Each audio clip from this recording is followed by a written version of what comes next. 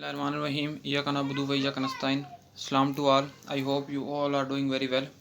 तो दोस्तों आज की हमारी वीडियो का टॉपिक रहेगा a farewell to arm by Ernest Hemingway. तो दोस्तों ये नावल 1928 में लिखा गया और 1929 में इस नावल को पब्लिश करवा दिया गया। तो दोस्तों फर्स्ट पर्सन इसका पॉइंट ऑफ व्यू है। ये एक वार नावल है। तो दोस्तों मैं आपको बताता चलूँ कि इस नावल पर 3 बार फिल्म बनाने का फैसला किया गया। तो आइए स्टार्ट करते हैं हमारी आज की video a farewell to arm by Ernest Hemingway. इस स्टोरी का नरेटर है लेफ्टिनेंट फ्रेडरिक हेनरी। ये एक अमेरिकन है। इसने वर्ल्ड वार को ज्वाइन कर लिया है।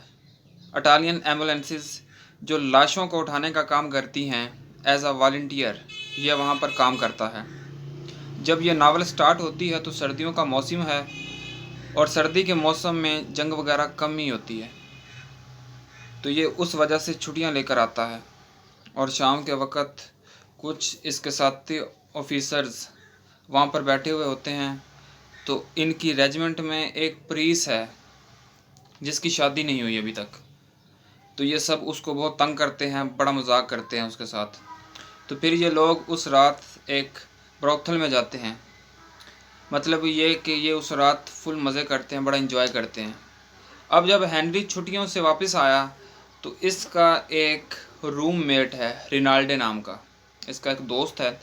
इसने इसको 2 इंग्लिश नर्सिस से मिलवाया। पहली जो हमारी नावल की जो हीरोइन है कैथरीन ब्रेकले, दूसरी हेलन है। और ये रिनाल्डी जो इसका दोस्त है, इसका रूममेट है, खुद इस कैथरीन में बड़ा इंटरेस्टेड है। फिर कैथरीन को हेनरी अच्छा लगने लगता है और कैथरीन ने हेनरी के साथ अपनी पहली मुलाकात में इसको अपनी एक सैड सी स्टोरी सुनाई कि उसका फियोंसी भी लड़ाई में मारा गया था और इसकी कोई भी निशानी अभी उसके पास है। अब टाइम गुजरता गया, ये दोनों एक दूसरे में ज़्यादा इंटरेस्टेड होते गए। इन दोनों की दोस्ती अच्छी होती गई। कैथरीन इससे पूछती है कि बताओ, क्या तुम मुझसे प्यार करते हो, कि मुझे श्योर हो जाए कि कहीं तुम मुझे धोखा तो नहीं दोगे। अब नावल में कुछ देर बाद हेनरी को अपनी लाइफ की पहली वार लड़ने का मौका मिलता है। इसमें इसने हिस्सा ले लिया है। अब लड़ाई होती है। उस दौरान क्या होता है कि ये अपने एम्बुलेंसेस के ड्राइवर्स के साथ मिलकर कुछ खा रहा होता है। तभी एक शेल आकर इनकी गाड़ी से टकराता है। तो उस गाड़ी का ड्राइवर जो था वो फौरी तौर पर मर जाता है और हेनरी के पाँव इंजरी हो जाती है। तो इसे मिलान के एक अमेरिकन हॉस्पिटल में ले जाया गया ट्रीटमेंट के लिए। वहाँ पर जाकर इसे पता चलता है कि ये तो हॉस्पिटल बेकार है, यहाँ का अमला तो बिल्कुल नकारा है, किसी न काम का। लेकिन इनमें से एक डॉक्टर था वॉलंटियर नाम का, जो इसके पाँव से शरें निकाल सकता था। इसके बाद इसकी हालत आहिस्ता आहिस्ता अच्छी होने लगती है। अब इसके लिए एक अच्छी खबर आई है कि वो जो नर्स थी कैथरीन, उसका इसी हॉस्पिटल में ट्रांसफ़र हो गया है। तो हेनरी को इसे दोबारा देखने का मौका मिलेगा। अब की बार हेनरी को कैथरीन से मिलकर ये रियलाइज़ हुआ कि वो कैथरीन से सचमुच प्यार करने लगा है। तो एक बार फिर इन्होंने एक दूसरे को मिलना शुरू कर दिया और अचानक फिर हेनरी को वार के लिए जाना पड़ा। लेकिन इसको लेटर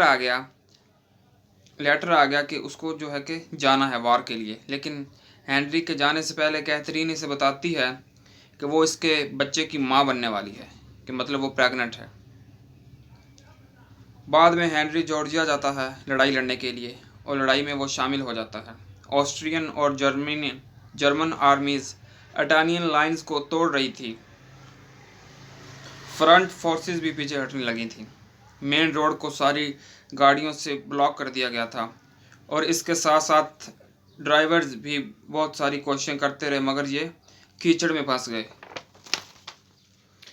फिर इस वक्त इनके साथ 2 सर्जन थे जो भागने की कोशिश कर रहे थे। हेल्प करने के बजाय वो लोग भाग रहे थे वार में से। हेनरी और इसके दूसरे साथी ड्राइवर ने इन दोनों को शूट कर दिया, इनको मार दिया। फिर ये एक रिवर के पास पहुँचे। इन्होंने क्या देखा कि इटालियन पुलिस का एक ग्रुप है जो अपने पागलपन में खुद के ही मिलिट्री ऑफिसर्स को मार रहा था। जो ऑफिसर्स फ्रंट से पीछे हट गए थे। तो हेनरी ने अपनी जान बचाने के लिए रिवर में छलांग लगा दी। तो इसके बाद ये मिलान पहुंच गया। वहां जाकर इसने फैसला किया कि अब ये इटालियन आर्मी के लिए बिल्कुल लड़ाई नहीं करेगा, इवन कि ये किसी भी वार में अब हिस्सा नहीं लेगा। फिर इसको पता चलता है कि कैथरीन एक इटालियन टाउन में रहती है जो कि स्विट्ज़रलैंड के बॉर्डर के पास है। वहाँ पर जाकर कैथरीन से मिला, तभी इसको पता चला कि मिलिट्री पुलिस इसको पकड़ने आ रही है।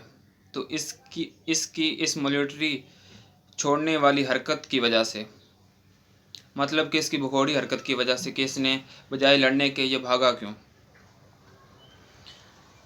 इसने क्या किया, कैथरीन को साथ लिया और स्विट्ज़रलैंड भाग गया।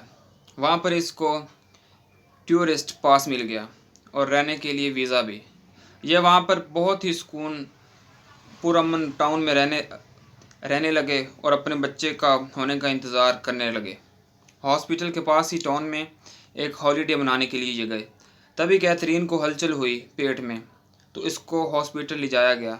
लेकिन टाइम के साथ साथ कैथरीन की कंडीशन जो थी वो कॉम्प्लिकेटेड होने लगी, डेंजरस होने लगी। डॉक्टर्स ने ऑपरेशन करने का फैसला किया, लेकिन बच्चा स्टिल बॉर्न पैदा हुआ, यानी कि मरा हुआ। और कैथरीन भी ज़्यादा खून निकलने की वजह से मर गई थी। कैथरीन की भी डेथ हो गई थी। इसके बाद जो है इस नावल का जो लास्ट सीन वो ये था कि बारिश हो रही है और बारिश में हेनरी जो है अकेला होटल की तरफ जा रहा है। तो दोस्तों आज की वीडियो में बस इतना ही। यहाँ पर हमारी नावल ख़त्म होती है। आई होप कि आप लोगों को समझ आ गई होगी। तो दोस्तों मैं अपनी अगली वीडियो में इस नावल के जो मेन कैरेक्टर्स हैं उनको डिस्कस करूँगा, ताकि आप लोगों को इसके कैरेक्टर्स अच्छे से समझ आ जाएं और इस नावल की आप लोगों को अच्छे से समझ आ जाए। तो दोस्तों आज की वीडियो में बस इतना ही। आई होप कि आप लोगों को समझ आ गई होगी।